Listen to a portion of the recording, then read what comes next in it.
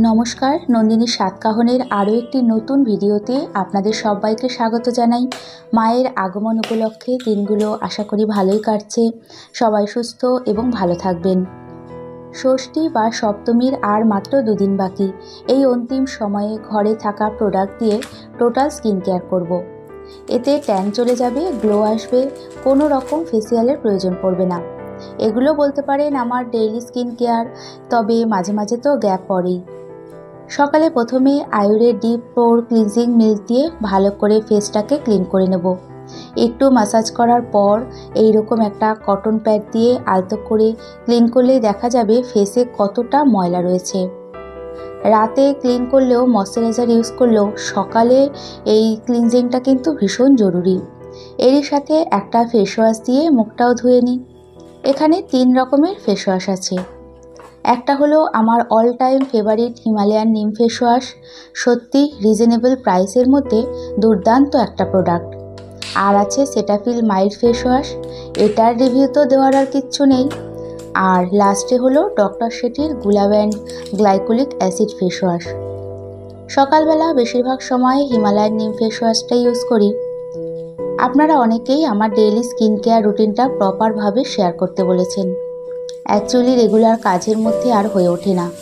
যে কোনো প্রোডাক্ট ঠিকমতো ইউজ করতে না পারলে তার বেনিফিটও পাওয়া যায় না। তখন আমরা একটার পর একটা প্রোডাক্ট চেঞ্জ করতেই থাকি। তবে অনেকের ফেসে নানান প্রবলেম থাকে, তখন আলাদা কথা।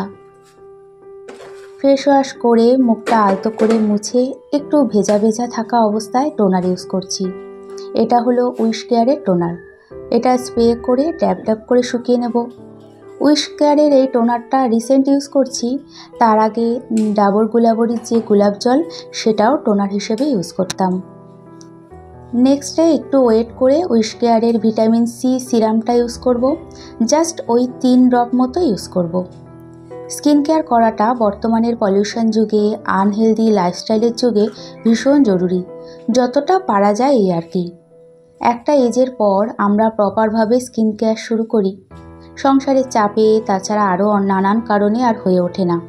আর একটা কারণ আমাদের এনার্জির অভাবে হয়ে ওঠে না। তবে বর্তমানের ইয়াং জেনারেশনরা স্কিন কেয়ারের গুরুত্বটা বোঝে এবং সঠিক টাইম থেকেই স্টার্ট করে। তো যাই হোক, আমরা যে বয়সেই থাকি না কেন এটা কিন্তু শুরু করতেই পারি।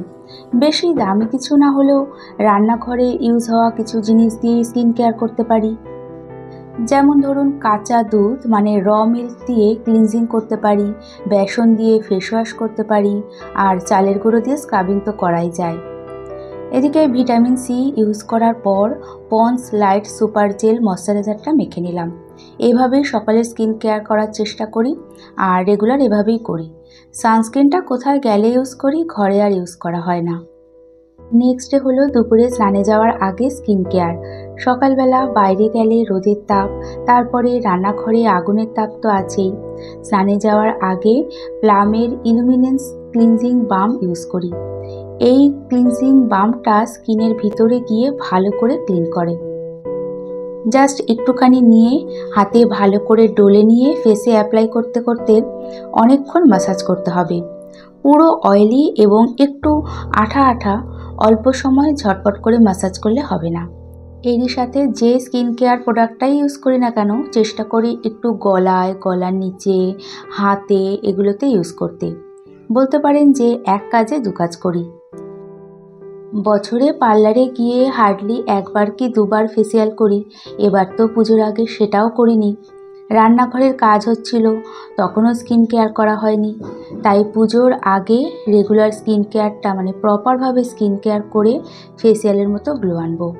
স্কিনের গ্লোটা আপনাদের সাথে অবশ্যই শেয়ার করব। এই যে দেখুন, হাতেও একটু ক্লিনজিং বামটা ইউজ করেছি। বাড়িতেই প্রপার স্কিন কেয়ারের সাথে হাতে পায়ের একটু যত্ন নেওয়ার চেষ্টা। সত্যি কথা বলতে এর জন্য কোনোদিনই পার্লারে বা সেলুনে যায়নি। হ্যাঁ, একটু সময় লাগে, কিন্তু ওই করব না ভেবে নিজেকে মোটিভেট করে স্টার্ট করলে দেখবেন নিজেরই ভীষণ ভালো লাগবে, মাইন্ডটাও ফ্রেশ হয়ে যায়। শুধু হাতে কটন প্যাড দিয়ে ময়লাটা ক্লিন করলাম, দেখুন কতটা ময়লা হয়েছে। শুধু বডি ওয়াশ বা সাবানে এটা ক্লিনজিং হতে চায় না। প্লামের এই ইলুমিনেটিং ক্লিনজিং বামটা এতটাই চিপচিপে কি বলবো, তাই প্রথমে ফেসটাকে হালকা ভিজিয়ে ভালো করে ম্যাসাজের মতো করেছি।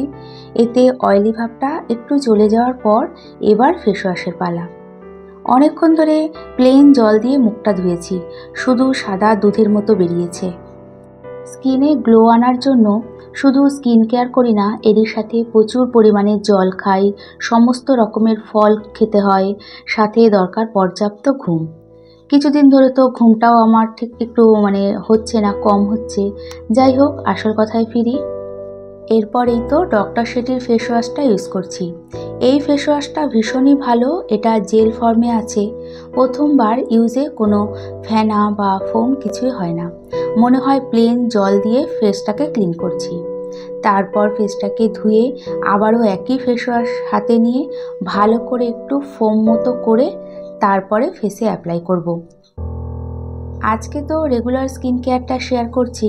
বাড়িতে ঘরোয়া কিছু জিনিস দিয়ে ফেসিয়ালের মতো করা যায়, দারুণ এফেক্ট দেয় স্কিনে।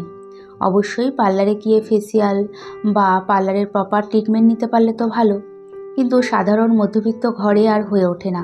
সব কিছু সামলে কোথাও গিয়ে আমরা বাধা পড়ে যাই। ফেসটা ক্লিন করার পর একবারে কাছ থেকে দেখুন স্কিনটা কতটা ফ্রেশ, কতটা সফট লাগছে, সাথে দুর্দান্ত গ্লো করছে। নিয়মিত করতে পারলে স্কিন নিয়ে আর কোনো চিন্তাই থাকে না। এরই সাথে যেটুকু ট্যান পড়েছে এবার সেটাও ডিটান স্কাবার অ্যাপ্লাই করে তুলে ফেলবো। ফেস ওয়াশ দিয়ে ফেসটাকে ক্লিন করে জবিসের ডিট্যান ফেস স্কাবারটা ইউজ করছি। এর আগেও আলাদা স্কাবার করেছি এবং ডিট্যান আলাদাভাবে করেছি, সেটা করি না বহুদিন। জবিসের এই স্কাবারটা দীর্ঘ কয়েক বছর ধরে ইউজ করছি। সাথে ডিট্যান থাকার জন্য এই প্রোডাক্টটা আমার কাছে বেস্ট লাগে।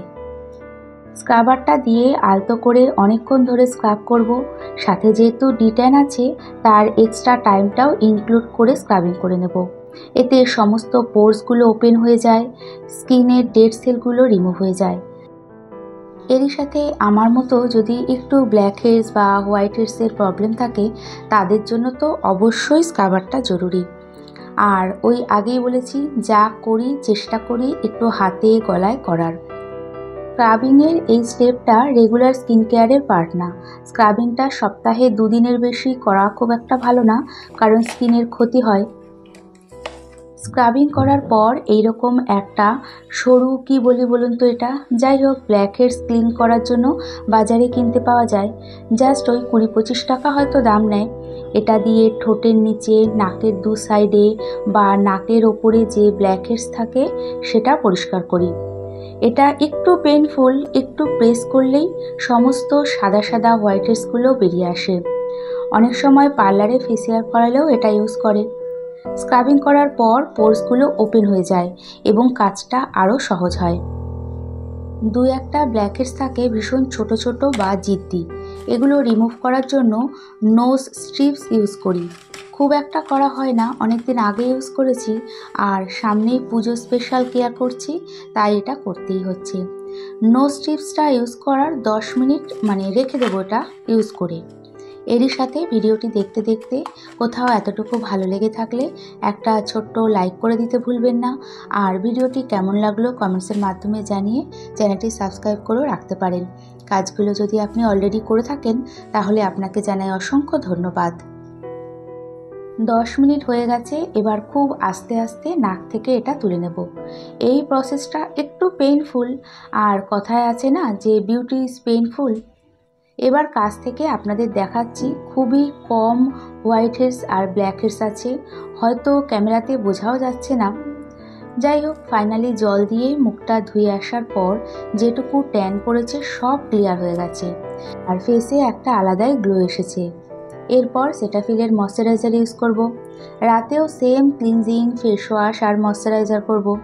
একই জিনিস বারবার আর দেখালাম না, লাস্টে প্রোডাক্টগুলো একসাথে সব শেয়ার করছি। এইবার স্কিনের গ্লোটা দেখুন এবং দেখুন কতটা সফট হয়েছে। এই ভিডিওটা আপনাদের অনেক রিকোয়েস্টেড ভিডিও, তাই A to Z ক্লিয়ার করলাম। এরই সাথে আজকে ভিডিওটি এখানেই শেষ করছি। এতক্ষণ আমার সাথে থাকার জন্য সবাইকে জানাই অনেক ধন্যবাদ।